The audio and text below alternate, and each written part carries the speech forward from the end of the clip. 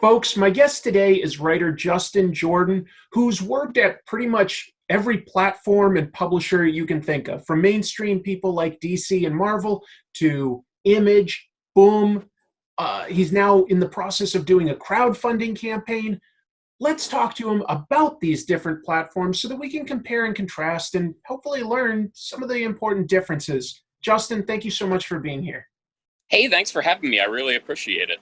Yeah, well, I thought that this was interesting when you reached out about your upcoming crowdfunding campaign, and I will get to that, but I'd love to sort of level set for the audience here, and just try to understand.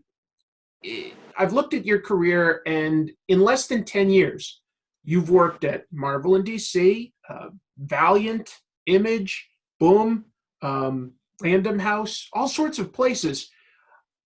Are you intentionally like trying to compare all these different venues, or are you just taking opportunities as they come, or is this something else? Like, because you've worked at a lot of different places, and I was just curious what's Kind of behind that. both.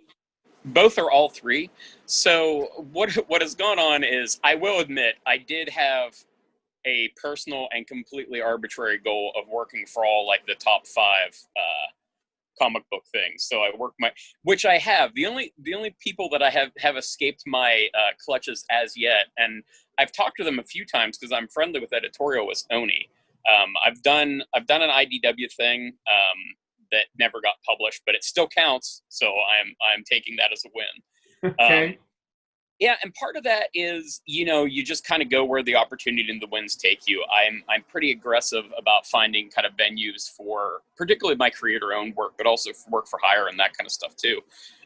So it's been partly that, and it's also partly, and this especially applies to like web comics and Random House and doing the graphic novels and that kind of stuff, is I have intentionally tried to reach outside the direct market for comics.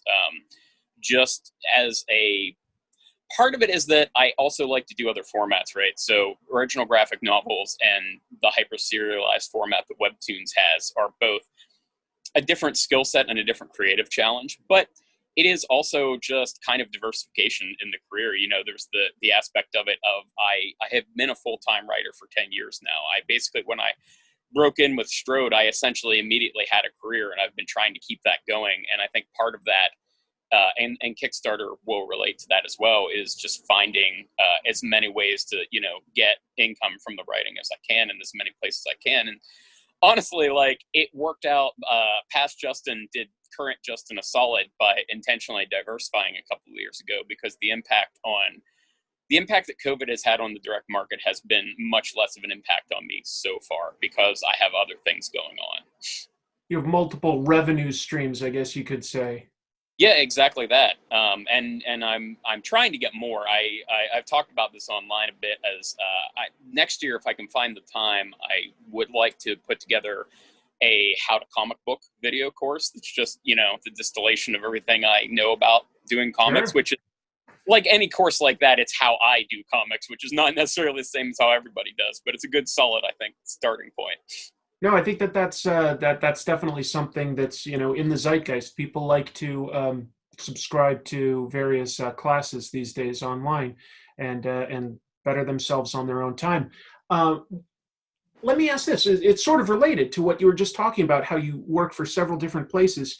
Um, how many titles would you say that you're comfortable writing in a given month, or how many pages maybe? Like, how have you hit your limit already and what you can do in any given month, or do you think you have more bandwidth? It depends. So it is project. What I have found is that it is sort of depends on what kind of project it is. So Okay. with comics, I can pretty steadily cruise along doing 4 titles a month if it comes up to that. Usually about a week per script is usually pretty good. The way my actual writing process works is that I usually rotate like through 3 titles at once. So I'll spend part of the day doing plots for one thing, and then part of the day will be writing kind of the zero draft of another thing. And then part of the day is writing the final draft of something else. And so I'll do those all in one day. So in any given day, I'm working on 3 scripts, but the actual completion of it is staggered from week to week. So every week I'm usually finishing something. That's and interesting. So for that, I do top out at around 4. I can do more. I can do a lot more for a little while, but on a sustainable sort of regular basis, like 4 is about the tops of it. What I have found is that I am trying to do more kind of film and television stuff.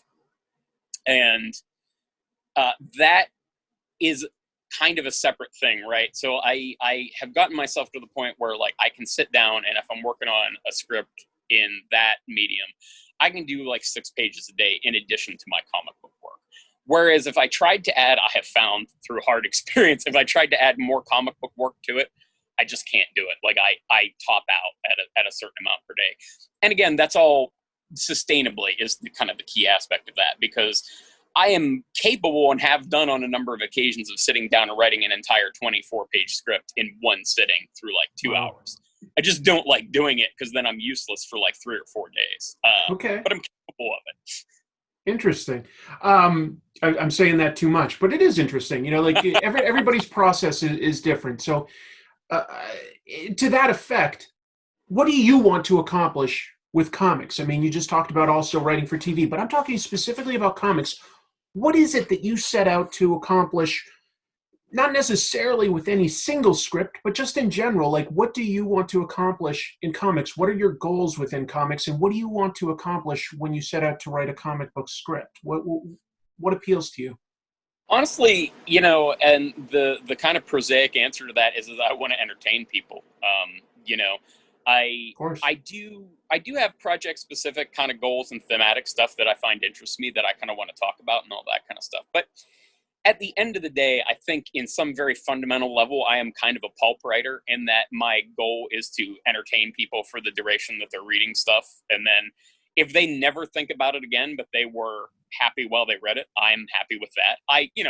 Obviously I would prefer it has some resonance and that kind of stuff, but at the end of the day, I want people, if they're spending money, to be entertained by me, that they actually are entertained. And that's sort of the thing I approach with that. But for me, part of that is also I am basically gravitating towards things that entertain me first and hoping that the audience is also there. And if you look at the context of my career, there's the business part of my mind, which says things like, oh, you should try to have a brand and stay on brand and, you know, blah, blah, blah, keeping your lane. Then there's the other part of me. It's like, I'm going to write a YA thing after I write this incredibly violent series. So that's totally a good decision. So kind of I randomly poke around from things that seem like they'd be fun for both me and hopefully for the audience too. So I figure if I'm entertained, I've got a better shot at entertaining the audience. I understand, I think, what you're saying. And when you say that you think of yourself as a pulp writer, it just sort of brings to mind, what would you say were some of your influences in that regard? Like, what did you grow up enjoying reading? It doesn't necessarily have to be comics, but what did you read mostly when you were coming up? Oh, I was and am. I gravitate towards mystery and thriller stuff probably more than other things. So it for me, it tends to kind of bounce between 4 different things, which is general nonfiction, which a lot of that it kind of goes with the wind. If I hear something that seems interesting, I'll get a nonfiction book on that. But some of it is research based, and some of it is like these days it tends to be business related or craft related and that kind of stuff. I just read Anthony Johnston's book on The Organized Writer, which is a very good book that is kind of useless to me, which is not a knock on the book. It's just I'm like, yeah, I don't think like Anthony thinks, so it's, you know, kind of how it goes. But I do recommend it if you do want to get organized. Anthony is the guy. So it'll be things like that, but it'll also be, you know, kind of the Mexican drug war and you know, that kind of stuff.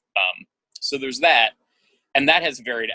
Within nonfiction, I tend towards things that deal with like anthropology and psychology probably more than anything else, left to my own devices.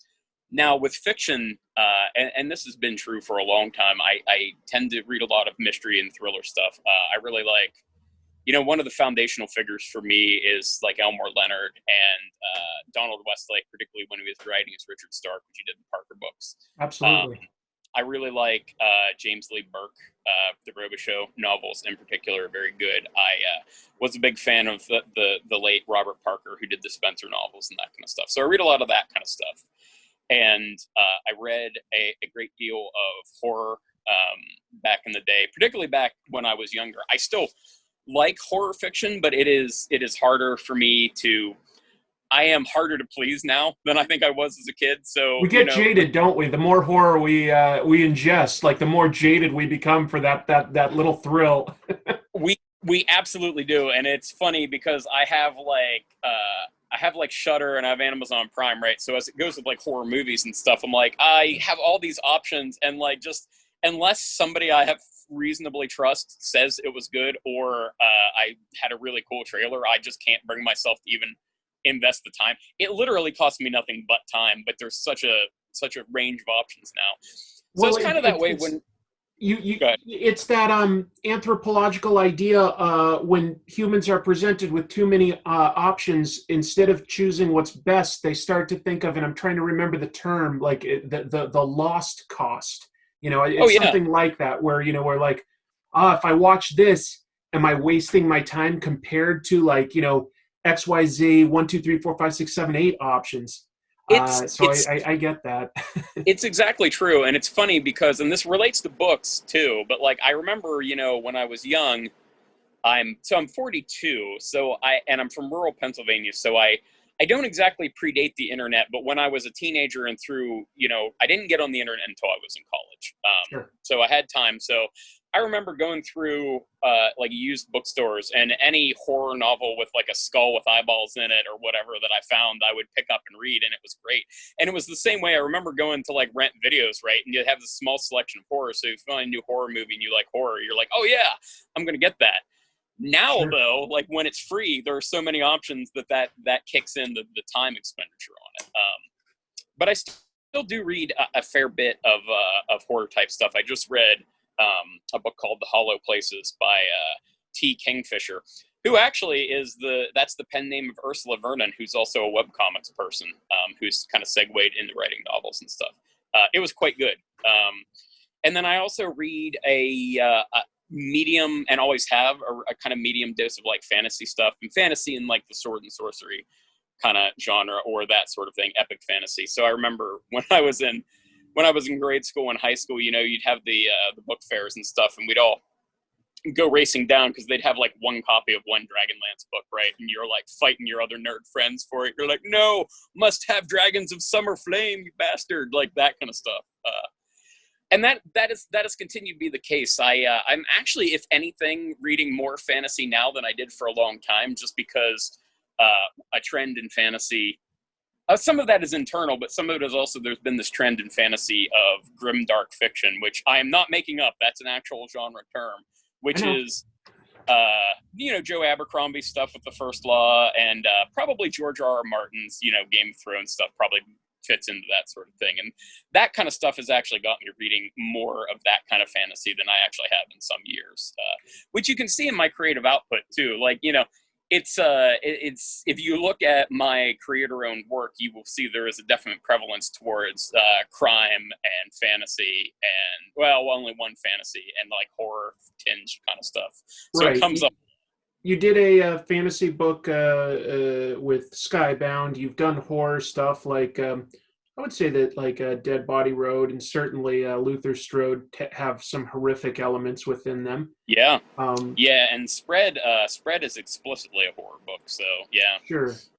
Well, what would you, and I haven't read everything you've done, so what would you put within your crime genre? Because it was really interesting a second ago when you were saying some of the stuff you liked. It made me think of Darwin Cook's amazing Parker adaptations. Those are tremendous. I love crime. Like Criminal is like, my favorite comic. Same. But what are some of your crime books? Help familiarize me. I've done a lot of my stuff kind of edges into crime, but the stuff that is more explicitly crime is the 2 Dead Body Road series. The first one is actually essentially me saying, boy, I really love those Richard Stark books, so I'm going to do me one of those. And then The second of it is, I really like Elmer Leonard, so I'm going to do an Elmer Leonard type book with some Appalachian noir to it, because I'm from the Appalachian area of Pennsylvania myself. And then I've also done Sombra over at Boom, which basically reimagines the drug war as Heart of Darkness, Apocalypse Now kind of thing, which is actually a shockingly apt and easy way to do it. That same kind of like it's the quasi-colonialism we have that manifests as the drug war. And then I also at Boom did a book called John Fled, which is also crime fiction, albeit a strange kind. It probably fits into what I guess you would call the defective detective genre. John Fled, it's funny, John Fled is one of my personal favorite books, and it is about a guy who claims that somebody kidnapped him and operated on his brain, and he has not slept in a decade. But not sleeping for a decade will kill you. So he basically exists in this constant dream state that also allows him to see connections between things that other people wouldn't. So he uses it to be a unlicensed freelance detective, a very, very weird one who needs constant minding by his assistant to not get himself killed. And so it's been those four. I've actually got, right now, I've got 2 other crime books that are actually pitched. So we'll see if anybody bites on those. But that is a genre I like to do and wish I got to do more of. We touch on it in some of the other stuff as well. The second arc of Reaver is sort of explicitly a noir book in a fantasy setting, which is sort of part of the remit of Reaver was basically me doing various kinds of genre stories in a fantasy sort of setting. So with Reaver, the first arc was actually like a Dirty Dozen Suicide Squad military book in a fantasy setting. And the second one is sort of a noir. The third arc of that would be Western fantasy kind of stuff. That was with art by Rebecca Isaacs, right? It was Rebecca Isaacs for the first arc and Nico Henriksen for the second. Yeah, I read the first arc. I loved her art. We've now touched on like a lot of the different projects that you've done. You've also worked for, beyond just what you'd consider traditional comic book publishers, Random House. You've done the Call of Duty mobile comic. You've done a lot of creator-owned stuff. That's where I first discovered you with Luther Strode. And you've always stayed with, doing a creator-owned project as well. But you're in a unique position here where you can compare and contrast these things in a way that not everybody can. I mean, plenty of people work at different publishers, but you've worked at a lot. I don't expect you to share numbers, but what I would be curious about is one of these more profitable than another? It depends, and it is project dependent. Okay. And it is also time dependent, right? So I will go into that in detail. But so if I do a book at DC, I'm basically going to get my page rate, which is pretty good, and some residuals, and that'll probably be it. Whereas at a place like Skybound, for instance, which is different than Image Central, Skybound works on a different sort of model. I will also get a pretty good page rate and a bigger chunk of residuals if they happen. And if creatively it gets exploited into a movie or stuff, I have participation with that kind of thing. At Image Central, it's really a roll of the dice, right? So, like, I've done 4 books at Image Central. I've done Luther Strode, which is 3 titles, but it's 1 series. Spread, Death of Love, and The Family Trade. Of those, Strode and Spread are probably still my most profitable books in terms of, if you divide it what I've made over the years by what pages are in them, I have made a lot more money on those than I have anything else. So that aspect of it can be incredibly lucrative. The flip side of that is the other 2 books have made me nothing. They've not made nothing. None of it has made its way to me because we preference the team first. But they've not been huge kind of knock it out of the park sort of things. And you never know kind of which is which you're going to get. And with Image Central, unless you are a fairly big name, you are going to be doing that all on back end, which means both you don't get an advance, which is one thing, but also you're not guaranteed money. And the money, when it does come, is delayed by a fair bit. And so that's one of those deals where, like, if you do a book at Image Central, you need to have 3 issues in the can before you solicit. Solicitations are 60 days, 90 days before street date, and then you get paid 60 days after that. So you can do the math on how long it is between drawing that or whatever, or writing it until it actually becomes a thing. At least half a year. Yeah. And for me as a writer, it's not a big deal. Like, luckily, it has not been a big deal because I've always had a lot of projects going, and some of them have been always had paid and that kind of stuff. So the best deal so far is Image sometimes. Now, where that changes is, so with the Random House books, because they were the two books I did there were adaptations. I shouldn't say they're adaptations. They're basically creating a world for the Twitch streamer Ninja to kind of occupy in a fictional thing. Those paid really well. I get no residuals at all, right? So the money I make on that is the money I'll make on that. A flat rate. Yeah, and it was a good flat rate, but it was that's all I'll make. And that's one of those things, like, you know, this is getting deep into the weeds of kind of career management and that sort of thing. But the other part that is true about Strode and Spread is that they have not generally made me a lot of money in any one year. They've just kept selling for a long time. Strode actually impressively still sells a couple of hundred copies a month, and that book is 10 years old. So for a book that was never like Saga or a Criminal, you know, it's had a really long tail. So that number, what I made on that continues to creep up, but it's also one of those things that it's also amortized over 10 years, right? Which is kind of a different thing.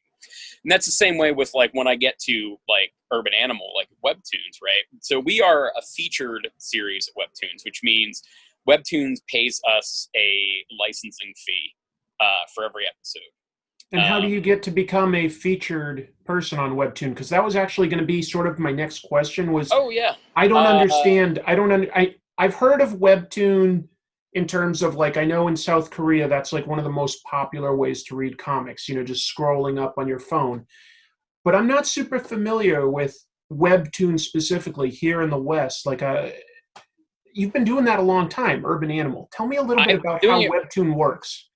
So the way Webtoons is, and you are right, in South Korea where Webtoons originated, it essentially is comics. That is the comic industry in South Korea.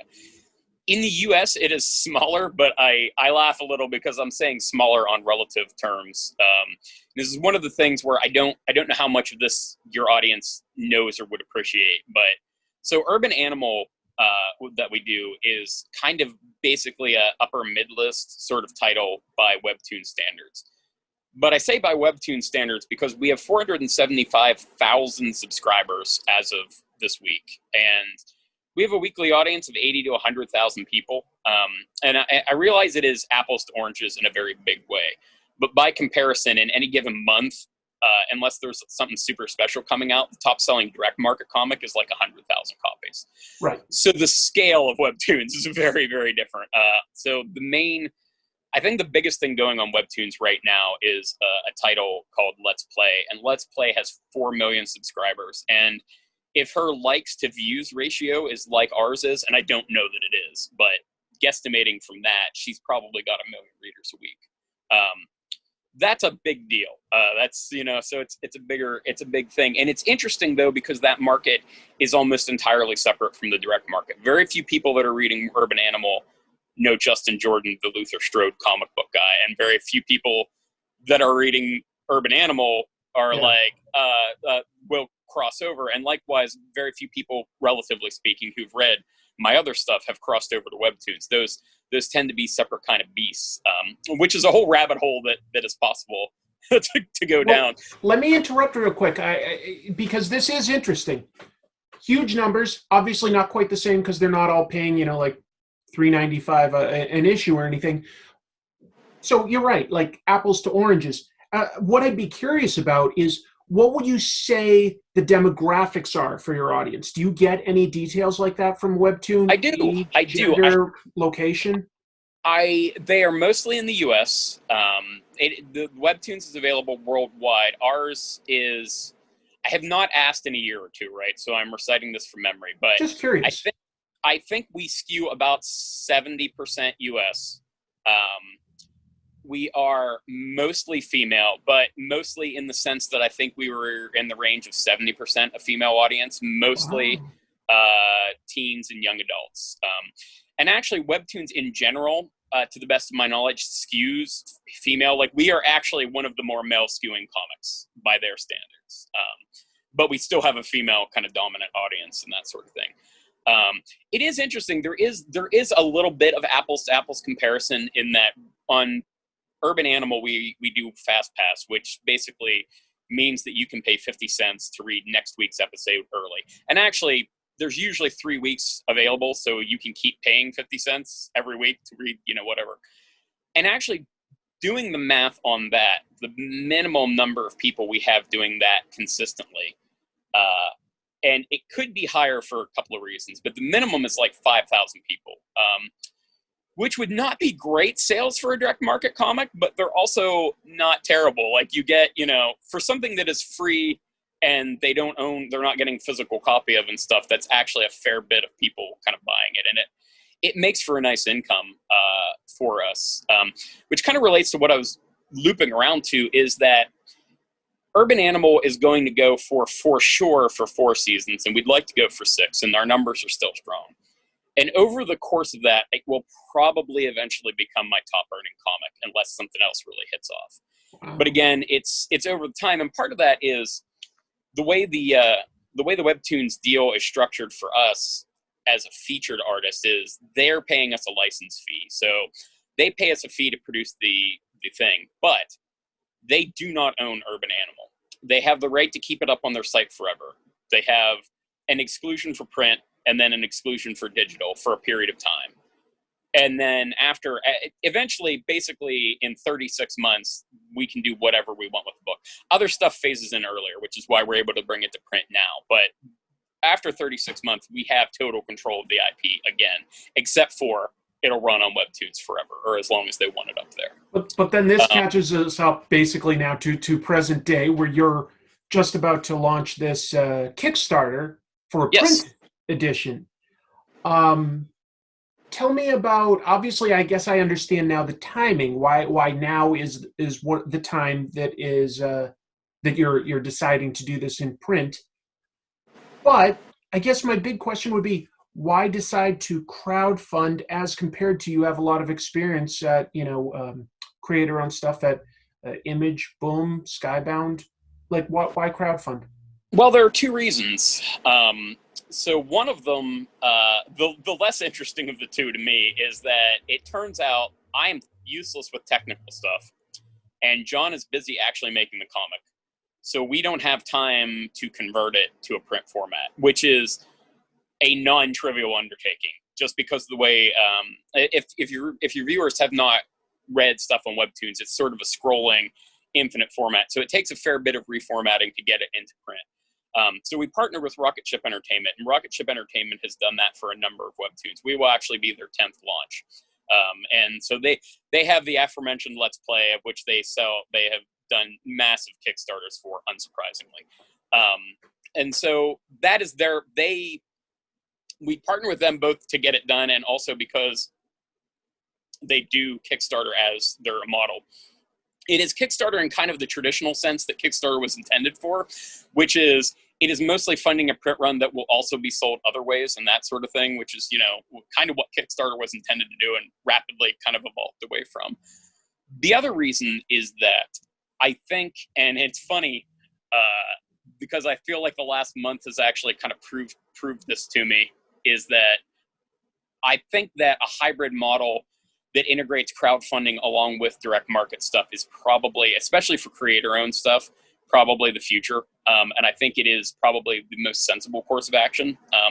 Because, in the last month or 2, you've seen Scott Snyder with Nocterra and of course, Keanu Reeves and Matt Kent with Berserker. Both did massive numbers. And unsurprisingly, the Keanu one did massive, massive numbers. And I think that model where you are offering sort of boutique products to people and to your hardcore fans first is actually a way to make things more viable when it's creator-owned stuff, and then have the direct market editions to kind of get the people that are just not willing to go in for the crowdfunding sort of aspects of it. So this actually allows me to kind of dip my toes into that without one of the reasons that I've not done Kickstarters in the past is I feel reasonably confident about my ability to like create it and promote it. I am not at all confident about my ability to fulfill, which in this case is rocket ships thing, and they have successfully done it a number of times. So that logistical aspect of it is gone for me for this. Gotcha. So it allows me to get a feel for it and see if I want to do other stuff. And also with Urban Animal, the content already exists. It just needs reformatted. So it's a relatively low stress way to get into Kickstarter. I get it. You're dipping your toe in this because you've got the content finished basically, and now you've got like, you know, a platform or at least a company that can help you launch it that way and see how that goes. This makes sense. Well, yeah, and it's one of those things that, you know, if it works out, what I think we're looking into next, and none of this is certain, so in a year from now, this may never have manifested, but we have talked a bit about behind the scenes about possibly doing Kickstarters to bring out like a hardcover edition, omnibus edition of like Spread and that kind of stuff. You know what I mean? Stuff that, because of the economics of printing hardcovers and how the direct market works in terms of the percentages, it's iffy there. But if you're doing a Kickstarter and stuff, like, you can do it for the people who are just really want it and are willing to do it.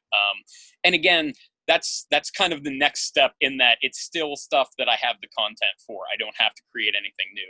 The ultimate goal would be to fund the content creation part of it with the crowdfunding platforms.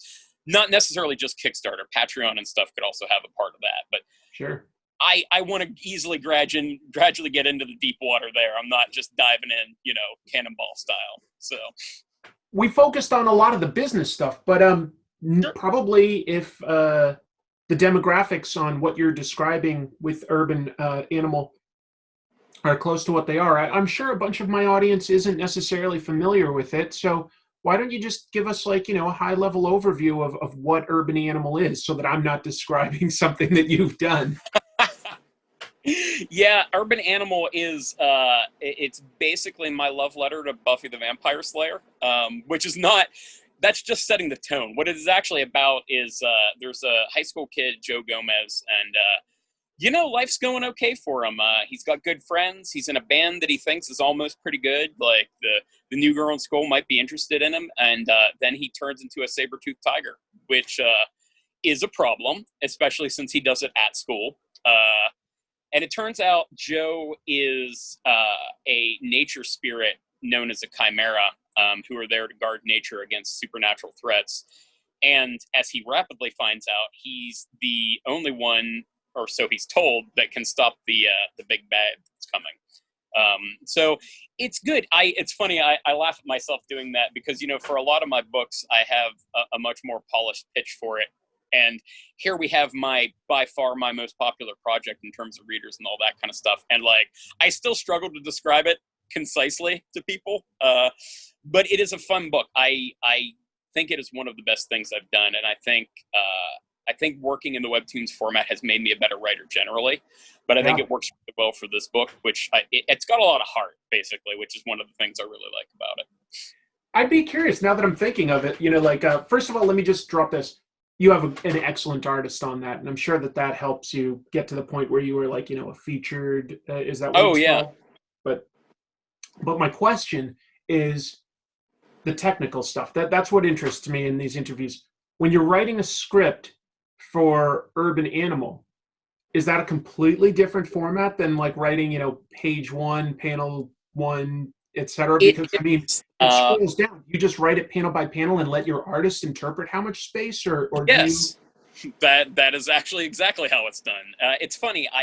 So when we started out doing it, so John and I both come from a print background. John and I have been, part of what makes this work as well as it does is that John and I have been buddies for like 15 years, and we've actually tried to do comics before in the past, and, you know, we've never gotten anything to the finish line. But John has done his own thing. John has been on an Eisner Award-winning book and that kind of stuff, so he's good. We started out, and I was writing in this. So each of these Urban Animal episodes ends up being roughly equivalent to 6 or 7 pages of print, which it's real rough. It's 40 panels at a minimum. They go 40 to 60 usually is our range. And So that can be anywhere from 6 to 10 pages, but it's a little tricky to kind of do that. But I started out doing that as like, oh, I'll just write 6 pages and it'll be whatever. But I found that I was still writing for page turns that weren't there. And it was really throwing off the rhythm of the book. And I was like to John, and we were both agreed, not like, no, it'd be cool if we can do this in print, but it needs to be what it is. Like, it's a Webtoons book. So I needed to kind of re-engineer my process for that. And it was funny because, as we've established this interview, I've written a lot of books, and you get a certain amount of muscle memory for like how to do things, right? Like, you just internalize a certain rhythm for like single issue kind of stuff. And when you do graphic novels, or when you do this hyper serialized Webtoons kind of stuff, you really, I mean me, had to do things where I was intentionally doing it differently just to evade the muscle memory that I had developed for writing scripts the other way. So I had to do a new format. It doesn't look radically different than mine, but it very much is. Like, I start off with 40 panels and I just write 40 panels, and then I'll do a rewrite and I'll add and delete stuff and that kind of thing. And some So of your it, artist, John, is really a huge collaborator in terms of pacing the story out. Yeah, and Urban Animal itself was John's concept originally, you know what I mean? Like, he had the basic concept, and then we were trying to do something for Webtoons, and he brought me on to do it. And the mythology and stuff has been collaboratively fleshed out, but the core concept is John's. And yeah, he is a real collaborator, which is how I like to work with my artists and stuff. And I've been really lucky that I've worked with artists for whom that has worked. That's how it's always worked with Trad and Felipe and I. But yeah, I will even get to the point where I will sometimes write conversations that I know are going to be more than one panel, and I'm like, John will figure it out, which he's cool with. It's not just laziness on my part, but it's a trust. You've built a collaborative trust that like he can figure certain things out. Yeah, that's exactly it. And it shows in the same way that most of my panel descriptions for Urban Animal are probably maybe 1 or 2 sentences, just because John knows. I don't need to describe. If something needs described in detail, it gets described in detail. But for the most part, like, the Chimera leaps, like, I don't need to go any more than that. I know John's going to make it look cool. That's really interesting. And talking about how it's like roughly equivalent to 6 to 7 pages would basically equate to about, like, because you're doing a weekly format, that would roughly equate to, a monthly comic here in America. Yep.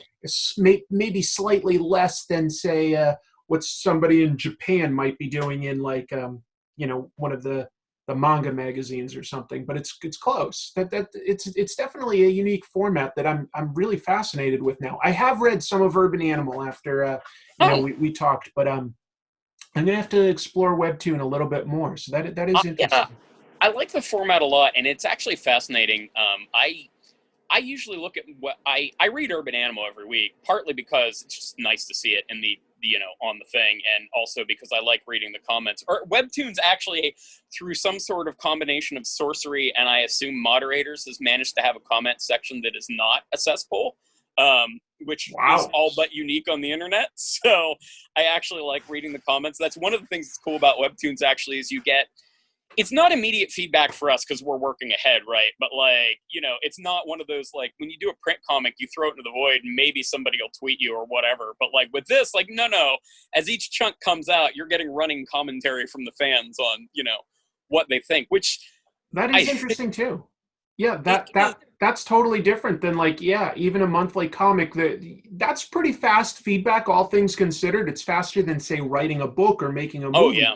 But it's still like a couple months, whereas you're on, like, more of a slightly delayed weekly schedule. That's got to be helpful for helping you calibrate what's engaging your readers. It is, and it's interesting. So the Urban Animal is plot, like anything I do, it's plotted out really detailed ahead of time. But as we go through it, it does give me feedback on. There's a lot of stuff that's like reveals and that sort of thing that we're building hits to. And, like, we like it to be so that if you go back through a season, you'll pick up on all these things that were threaded in there.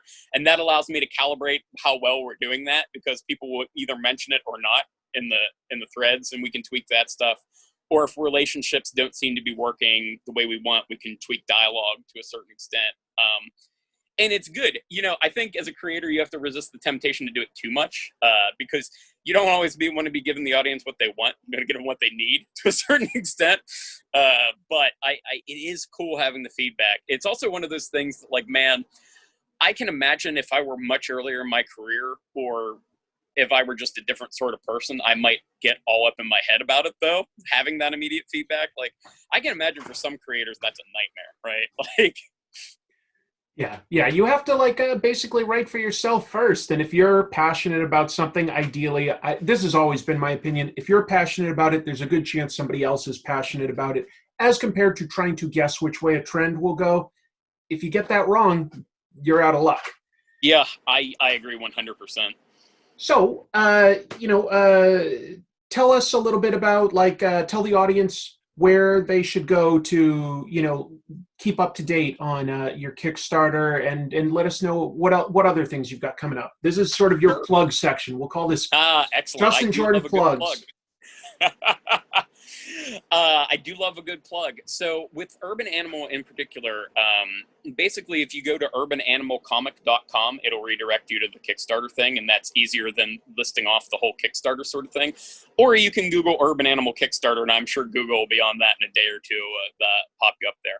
It's actually a pretty good deal. So we have some goodies, but our basic thing is you are getting the first season, the complete first season in print, for $24 for the soft cover or $30 for a hardcover. And that's actually a pretty sizable trade. That's going to be over 200 pages of story. So okay, great. Yeah. I'm pretty pleased with the price point actually on it. So beyond Urban Animal, I've got Dead Body Road 2 is still coming out. I think we've got 2 issues left of that in the mini. And then I'm gearing up on, I think it's getting ready to be solicited. I'm doing Summoner's War Legacy, which is a comic book expansion of a mobile game, which, for a guy who doesn't actually play mobile games, I've done a suspiciously large amount of mobile game work thus far these last couple of years. That book is coming together incredibly, right? Like, I know a lot of people look askance at like licensed projects and work for hire and that kind of stuff, but we've got Luca Claretti and Gio on art, and it is amazing looking, and it gets better and better with each issue. I was just looking at art for issue 6 right now, and it is this incredible animation style stuff that just looks amazing. And also Luca has ended up being one of those collaborators that it just works. Yeah, Luca has been one of those collaborators who does kind of amazing stuff. Like, in the ideal for a collaborator, I'm looking for somebody who we are functioning as a hive mind, as Trad and Felipe and I have kind of called it with ourselves. So I was looking at something Luca did, and he had this thing where a character is trying to escape these restraints, and she's using her teeth to do it. And I genuinely had no idea if that was in the script or if Luca added it, because it was so correct for the scene. So I'm like, did I write that? He's like, no, I threw it in. I hope you don't mind. I'm like, dude, no, that should have been in there to begin with. So solid. We are working together. So I'm excited about that. I think that comes out in February. And then in March, I am doing a print edition of my Comixology Originals book, Breaklands, and that'll be out through Dark Horse, actually. We'll be doing that. So that is not a Kickstarted thing, but it'll be coming out in a trade form. That's exciting. That sounds like you definitely have plenty of projects coming up. One would think that, like, with all the different things you do, that, like, no conventions this year might have impacted you in some way from collaborating and stuff. But it sounds like you've got a lot in the works. It's funny. I was intending to try to take a week off before this Kickstarter launch, not to go anywhere, because 2020 we don't go places anymore. But it has failed. But so what I realized this year, which I guess I knew before, is that I don't do a tremendous amount of cons, but I'll do like 4 or 5 a year, and they're spaced about every 3-ish months. With Baltimore and New York tend to bundle together. And those tended to be my non-writing times. I would get a week or 2 away from writing. Like, now I basically haven't had that, and I'm not burning out, but I'm like, I need to relax at some point soon, and I don't have like a forced stop. I totally get that. I've got a day job, and then I try to do YouTube, and it's been a tough year. And you're not the only one who said that. Just last week I was talking to Rick Remender, and he's saying this year it's tough. It can burn you out. But congratulations, Justin. Like, it sounds like you've got a lot of interesting stuff coming out. I'm sincerely appreciative of your time today, and I just definitely wish you well. I hope that some of my viewers are interested in checking out some of your I hope stuff. so too, and I hope this was interesting for them. I like to give an interesting interview when I can, and I really appreciate you taking the time to talk to me. No, I appreciate it. You definitely have a unique perspective. Thank you so much for sharing that with us. Thanks, Chris. Take care.